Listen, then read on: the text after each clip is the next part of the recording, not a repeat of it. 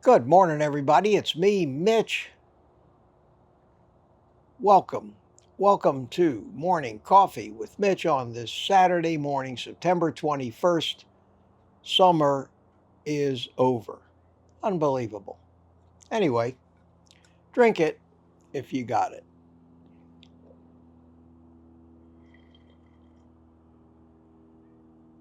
You know what I want to talk to you about today? I want to talk to you about being too serious.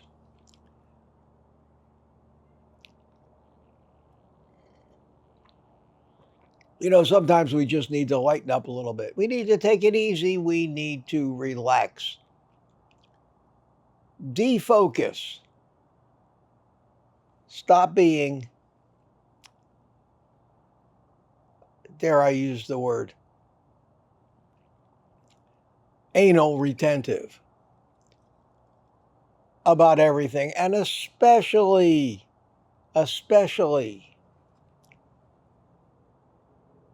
about a diet.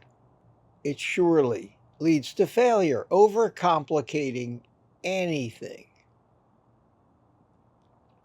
overcomplicating anything makes it harder and less fun to do. And we're guilty of that. Not just in our space, but in the entire industry of weight loss. So I thought that I would dig deep into this huge cabinet of coffee cups that I have and find one that maybe would bring a smile to my face. And this one is the most outrageous one I could find. And showing you that I've always had kind of a twisted sense of humor, I would bring out this coffee cup in important business meetings.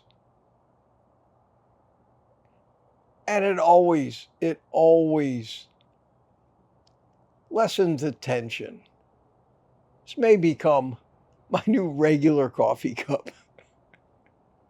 I may have to use this cup whenever I watch the news because it's just so aggravating. It's so aggravating. I want to thank everybody that has attempted to come to my rescue in my pork belly failure. And I've got a lot of comments on that. Evidently, a lot of you people know a hell of a lot more about pork belly than I do. You probably by a ratio of 10 to 1 are really eating a lot of that stuff and have come up with ways to make it. When I say 10 to 1, because for every 10 people that are telling me how much they love it and this is how I make it and it's delicious and I eat it twice a week, there are one that say, I never could figure it out. It always comes out horrible. I gave up. I don't like pork belly. Now, right now, after that first attempt, I'm leaning into that camp. I'm saying to myself, is this just too complicated? And you know how I feel about complicated. I don't like to complicate things. I think the simpler you keep them, the more likely you are to keep doing them. There are people that go out of their way to overcomplicate everything. And I think that's the reason we have the phenomenal failure rate of diets in general, and even a completely and totally unacceptable failure rate for the keto and carnivore diets. It's astronomical. We watch a few YouTube videos of a few people. I lost 195 pounds in a week on the carnivore diet. This was me before. This is me now. And while that's great, just like the Biggest Loser TV show, just like almost everybody that completes the Weight Watchers program. Most people who go through the Alcoholics Anonymous 12-step program, most drug users who come out of recovery, the recidivism rate is huge. But I think the recidivism rate for diet failures dwarfs them all. We see that every day when we look around. Fatter and sicker, fatter and sicker.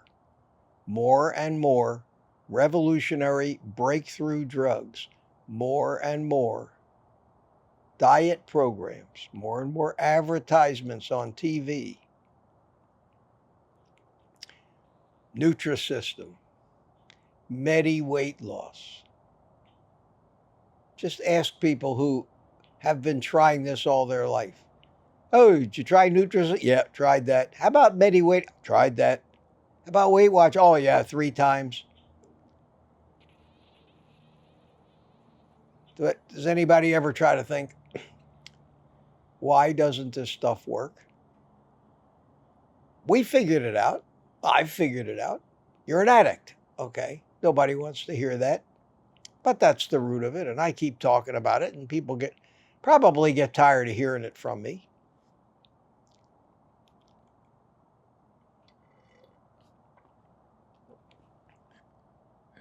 You know, you just can't help but put a smile on your face when you see that. Oh, Mitch, you're silly. Well, God, you got to lighten up somehow.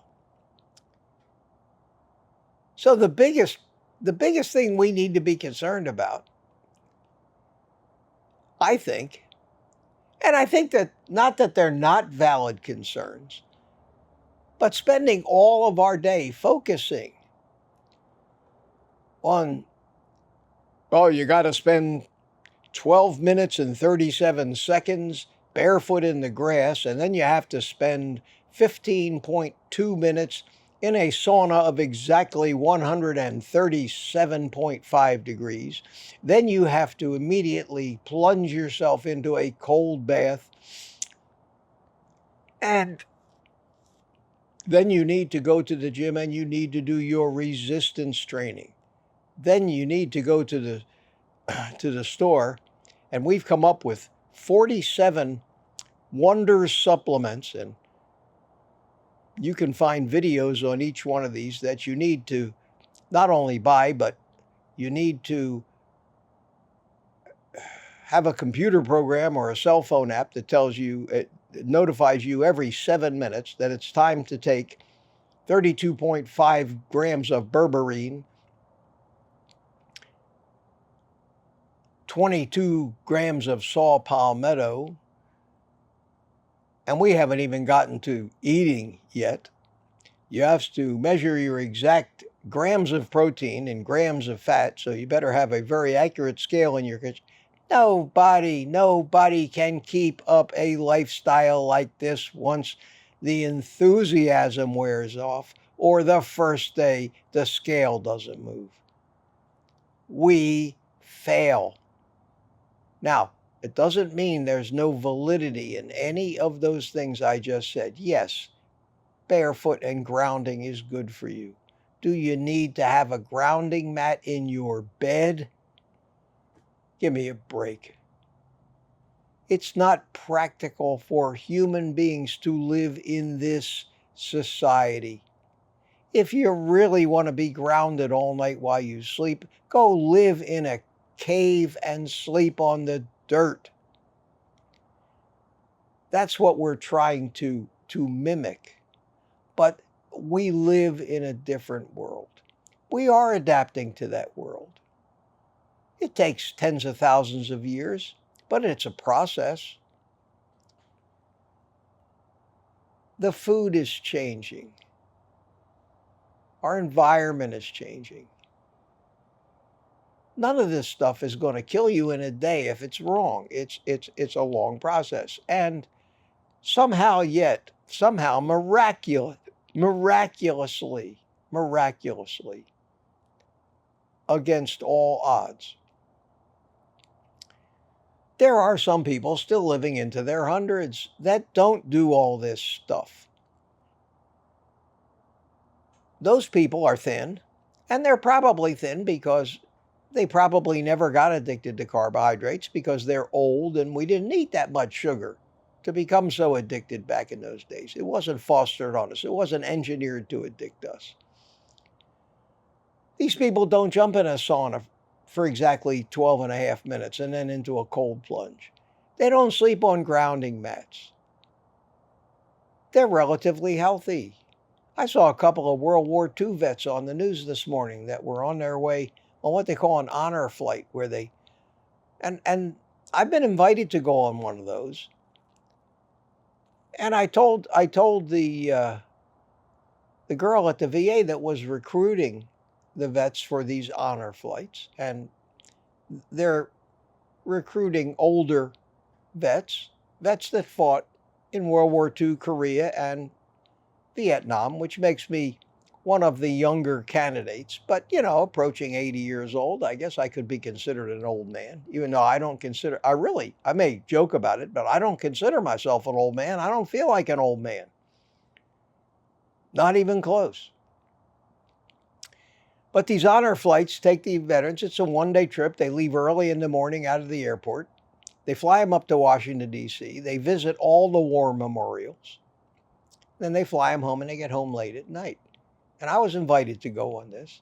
And I simply told the woman, because they have limited number of slots, I said, tell you what, take my seat and find yourself somebody older. I've got plenty of years left. I'd love to go on that honor flight with all the old veterans.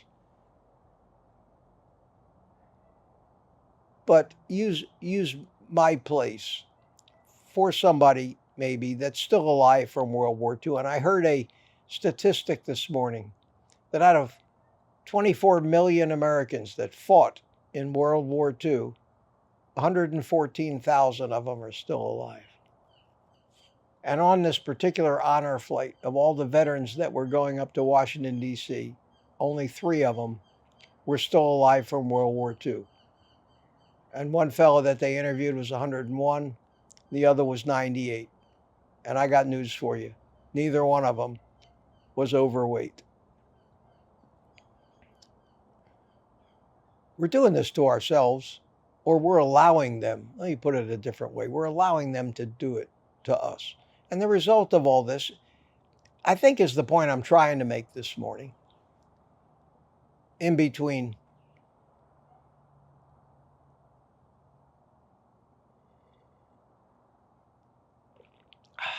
a little comic relief. The point I'm trying to make is that our failure rates on dieting in general, and especially keto and carnivore, is unacceptable. My whole goal, my whole method may not be the best. I may miss a little something. Maybe I don't do enough grounding. Maybe I don't get enough cold plunges. Maybe all that shit. But I've succeeded. I've succeeded because I keep it frigging simple. Keep it simple. Simple. Make it a no-brainer. Do the 2 friggin' things that I keep harping on. Number 1, you want to start this way of eating? Clean your house out. Do not eat plants. Do not eat grains. Eat only animal products. Period. How hard is that to understand? Well, what about pasta, Mitch? Well, no, pasta is not an animal product. I'm sorry, I don't care. If somebody on YouTube calls his whatever concoction he's made carnivore pasta, it's not pasta. What are you going to do? Run chicken through a pasta maker? Okay, it's chicken. Just eat the friggin' chicken. Don't make it look like something you're addicted to. Addictions are not just chemical things. If that were true, nobody'd be a gambling addict. You don't consume gambling, you just do it. When you eat these imitations of addictive foods, it doesn't even matter what they're made of. You are feeding your addiction. Get that through your head. It's so simple. It's so simple. The cooking is simple. There's no cleaning up. The shopping is a breeze. And if you manage to stick to it for a couple of months, the cravings will leave you alone. Your life will change. But boy, your life will change. You have to decide, do you want this? Do you want to get rid of those pains? You want to lose that extra weight? Do you want to stop taking insulin? Do you want to be healthy? That's up to you. But you can, as they say, have your cake and eat it too. There is no magic answer. You have to stop. You have to give up everything. Time for a little comic relief. I'm getting a little intense here.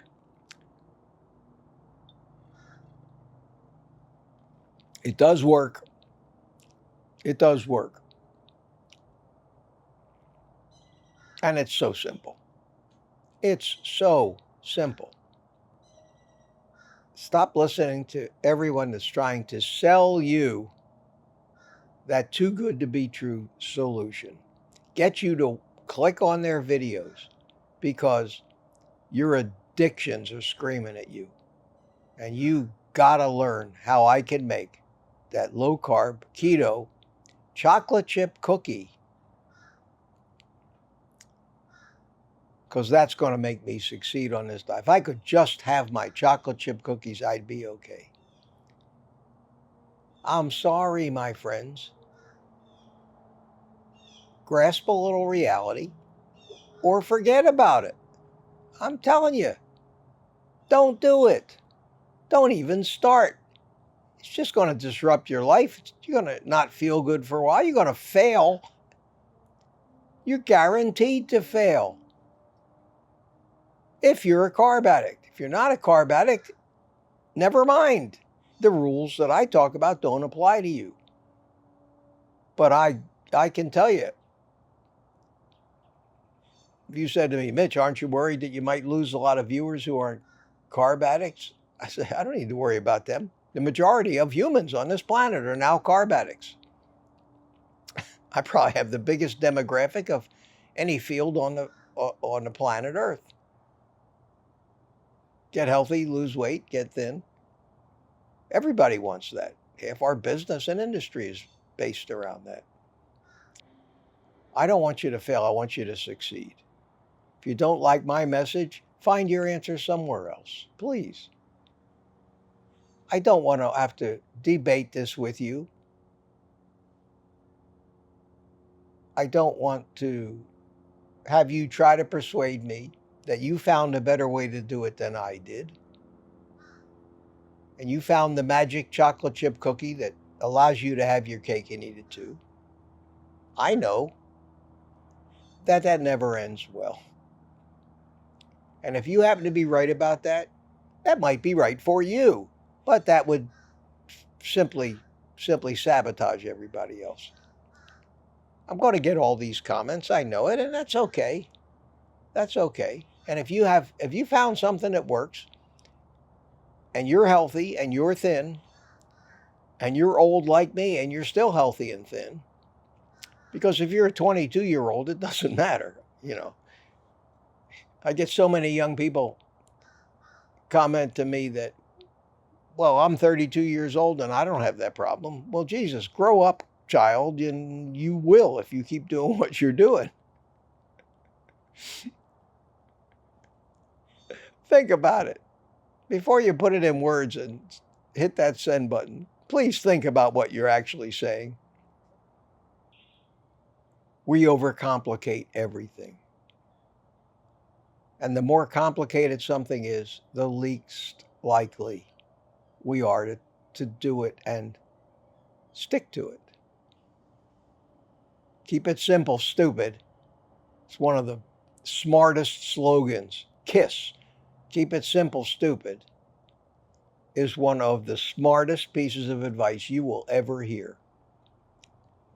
It's why the magic pill is so desirable. You mean I don't have to do anything? I just have to let you jab me in the ass once a week? Okay, sign me up. Sign me up. The alternative is spend half your day concentrating on doing this, that, and the other thing. You're not going to stick to it. You're not going to get the results that you demand. And the minute you don't get the results, the first things to go is all of that complication. The ideal way to fix this is find some way where you have the greatest odds of getting results with the least amount of effort, complications, and things that you need to keep track of every day. That's how I finally did it. And that's what I tell you on this channel, how I finally did it. Now it's up to you to say, well, that makes sense, or not. It's Saturday. I got a live stream this afternoon at 3 p.m. Eastern Time. Love to see you all there. I might even bring my friend here. Well, that's enough for this morning. That's enough for this morning. I hope I've gotten my point across. Have a live stream at 3 p.m. this afternoon. I hope to see you all there, 3 p.m. Eastern Time, especially those of you in Europe.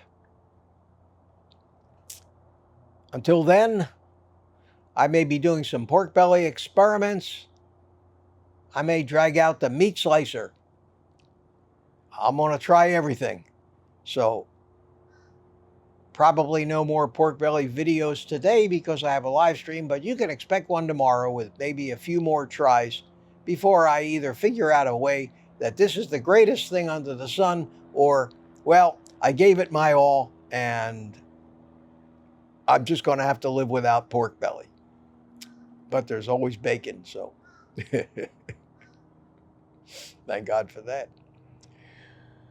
And until 3 o'clock, where you've got to come back to work, take the rest of the day off, and eat meat.